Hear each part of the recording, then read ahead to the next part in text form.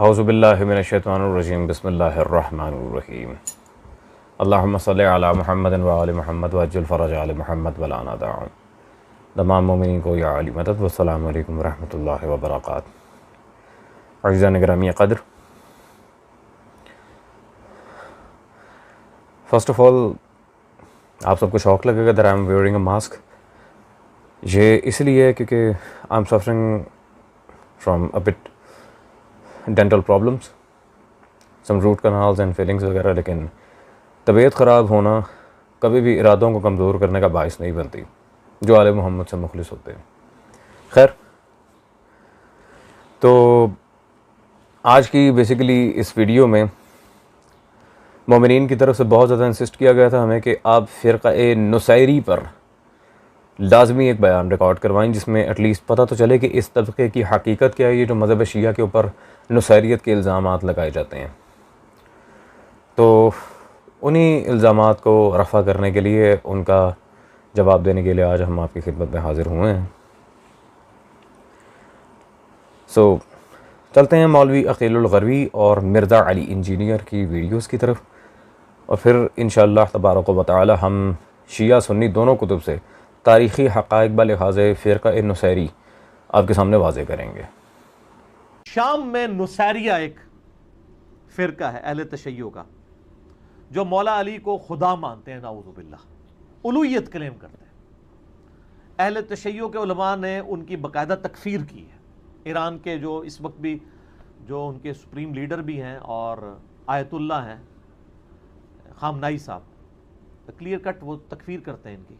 बहुत से ज़ाकिरीन और बहुत से शुआरा भी किसी न किसी सूरत से नुसैरियों की तारीफ़ कर देते हैं, और मैं भी उससे खारिज नहीं हूँ। क्यों? बहरहाल वो तारीफ़ तो मौला अली की करते हैं ना, इसलिए मजबूर हो जाता है दिल उनकी तारीफ़ करने पर।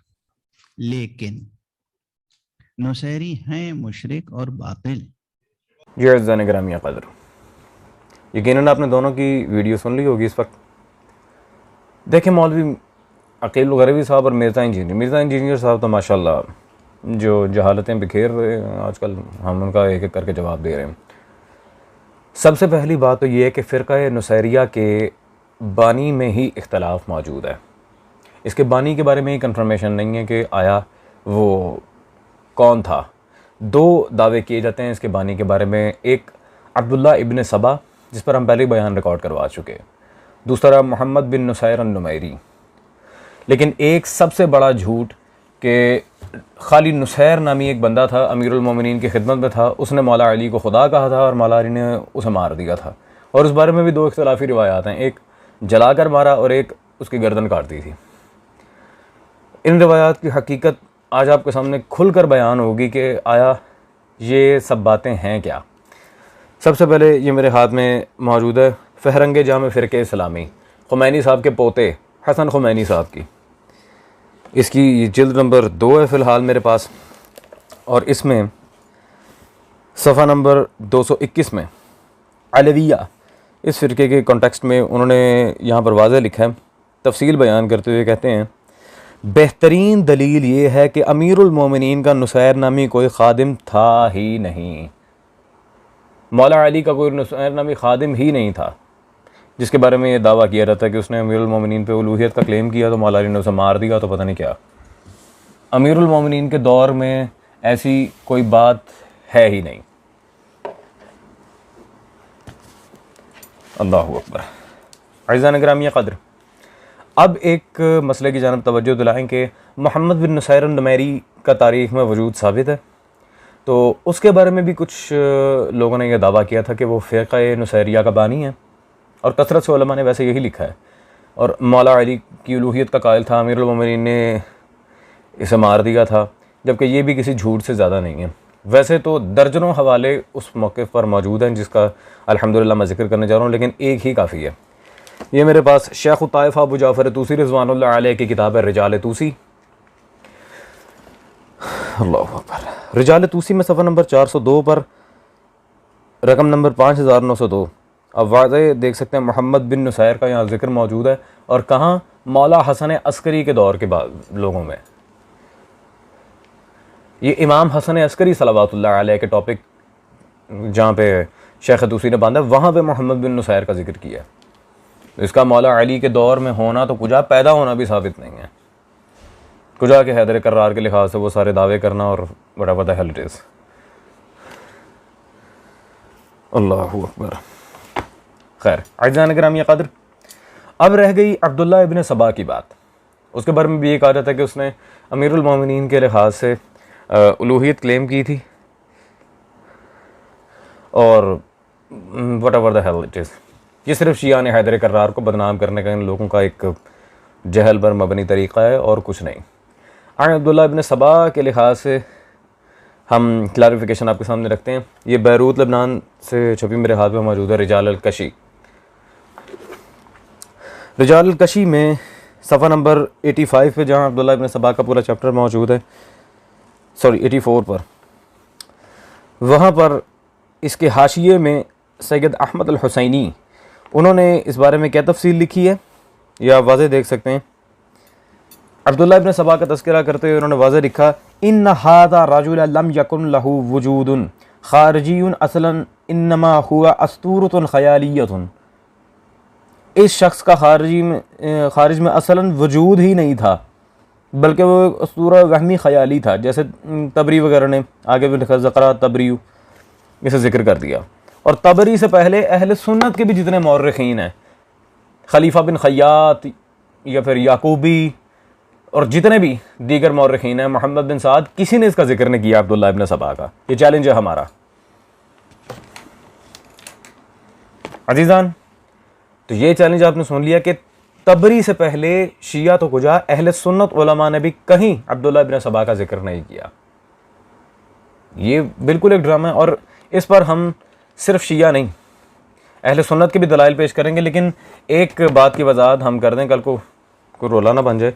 रिजाल कशी पर जिन्होंने तहकीक की है सैयद अहमद अल हुसैनी, इनके बारे में सवाल किया जाएगा कि भाई ये कौन है जो इतना बड़ा दावा कर रहे हैं। तो हम आपके सामने एक बात वाज़ेह करें, ये बताते खुद अस्मा और रिजाल के माहिर हैं और ये इनकी किताब हमारे पास अलग से मौजूद है, तराजिमुर रिजाल। तो ये बात बिल्कुल वाज़ेह है कि किस तरह से तारीख़ के अंदर घिटमिट की गई, किस तरह से तारीख़ी मामलात को इन्होंने आपस में उलझाने की कोशिश की है। खैर, तो अब अहले सुन्नत के यहाँ से एक इबारत हम आपके सामने पेश कर दें, ये ख़ासकर मिर्ज़ा इंजीनियर साहब के लिए। ये मेरे हाथ में शेख ताहा हुसैन मिस्री, मिस्र के सबसे बड़े जाने माने आलिम, एक अबू ज़ोहरा और एक ये ताहा हुसैन, इन्हें कौन नहीं जानता।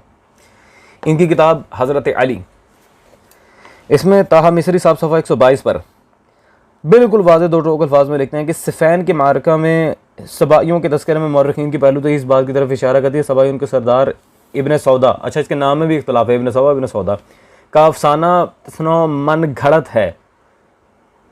ये आखिरी दिनों में जब शिया और दूसरे इस्लामी फ़िरक़ों में मारका आराई हुई तराशा गया है। मुखालिफीन शिया का मकसद था कि इस मज़हब के उसूल में यहूदी अंसर दाखिल कर दें ताकि चाल गहरी हो जाए और अपनी गर्ज में कामयाब हों। अल्लाहु अकबर। ये इतना बड़ा आलिम अब्दुल्ला इब्न सबा के बारे में, जिसका नाम भी इतना इख्तिलाफी है, इब्न सौदा, उसके बारे में ये इबारत पेश कर रहा है कि ये मन घड़त शख्सियत है। जैसे कि रिजाल कशी के हाशिये पे भी हमने अभी दिखाया था, शिया सुन्नी मुत्तफ़क़ अलैह फ़ैसला, इस बंदे का तारीख़ में कहीं वजूद ही साबित नहीं है माशाअल्लाह।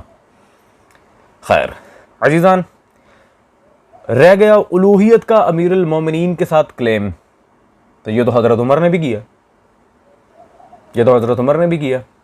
दलील आपके इमाम मिर्ज़ा साहब हाफिज़ शहरस्तानी, उनकी ये मिलल व नहल मेरे पास किताब मौजूद है और इसमें सफ़ा नंबर 257 पे वो वाज़ेह दो टोक अल्फाज में लिखते हैं, क्योंकि हज़रत उमर को इस बात का इल्म था इसलिए उन्होंने हज़रत अली पर खुदाई नाम का इतलाक़ किया। अल्लाहु अकबर।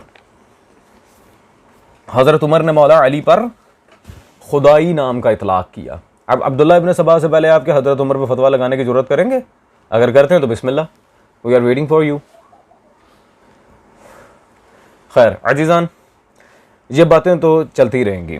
आज अल्हम्दुलिल्लाह आपको पता चल गया कि मौला अली के दौर में जी बंदों ने कहा मौला ने मार दिया, ये वो, ये सब सिर्फ झूठ और अफसाने के और कोई हैसियत नहीं रखता। अब मिर्ज़ा फ़की साहब का कहना जी ईरान के सुप्रीम लीडर्स ने ये किया वो, ओ भाई ख़ामेनाई ख़ुद मुतनाज़ शख्सियत है, बड़े बड़े उलमा उससे इख्तलाफ करते हैं, ख़ामेनाई हमारे पे हुज्जत नहीं है। वो ना तो कोई मुहद्दिस हैं, ना ही उनका हदीस के लिहाज से कोई ऐसा सच काम है। ख़ामेनाई हमारे पे हुज्जत नहीं है, आपने पेश करना तो मुहद्दिसीन का करें। और ईरान की उलमा की जहाँ तक बात है तो उन्होंने इस इख्तलाफी अम्र में वाज़े अपनी तहक़ीक़ पेश की है और ये साबित किया है कि ये सिर्फ़ और सिर्फ एक ड्रामा है और कुछ नहीं, और इंतहाई इख्तलाफी मामलात हैं ये।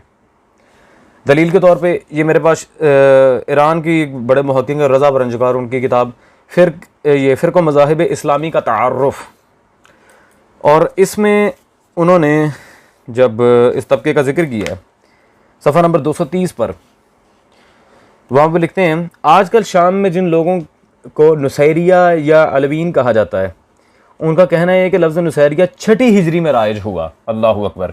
ये तो मौला हसन अस्करी के दौर की भी माशाल्लाह पीछे तक कायम ज़माना का दौर गुजर गया, शेख सदूक को हज़रत कुलैनी का दौर गुजर गया, उसके कई 100 साल बाद ये नुसैरियत का दावा सामने आया।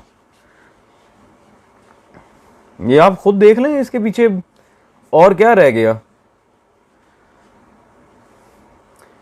आगे वो मज़ीद लिखते हैं अलवीन के मुताबिक इन्हें नुसैरिया कहने की वजह यह है कि अलवीन सरीबी जंगों में एक मुद्दत यानी सन 488 था 690 हिजरी ये नुसैरा के पहाड़ों में रहे और जो शाम में वाक़े हैं। बाज़ का कहना है इन्हें नुसैरिया कहने की वजह यह अंसार की औलाद और शियाने अली में से थे। ठीक है जी, अंसार सहाबा की औलाद।